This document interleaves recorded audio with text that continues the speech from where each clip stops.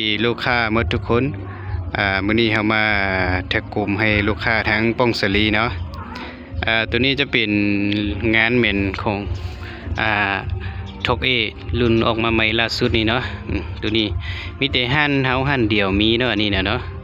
เพราะเขาสั่งโดยตรงจากไส้งอนมาอันนี้นะตัวนี้จะเซตไก่เนาะ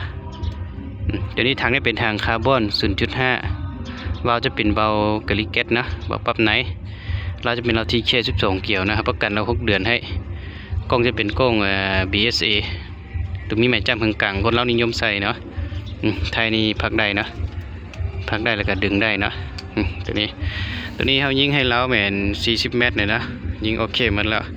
มีแต่เกมจับทรงให้เนาะ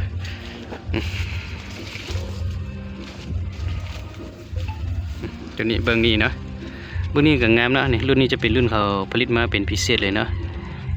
สปีนเนาะอันนี้นะเดี๋ยวนี้ลูกค้าคนใดสนใจก็ติดต่อมาหาเนาะเครื่องเขาก็บ่ได้มีหลายนะสั่งมาได้ประมาณ5-6 กระบอกเลยเนาะเดี๋ยวนี้เป็นของใส่งอนเนาะยิงลูกเบอร์2อันนี้เนี่ยแม็กใส่ลูกเนาะเดี๋ยวนี้แต่กลุ่มลูกค้าโอเคหมดแล้วลูกค้าคนใดอยากได้รุ่นนี้ก็ติดต่อมาหาเด้อรุ่นนี้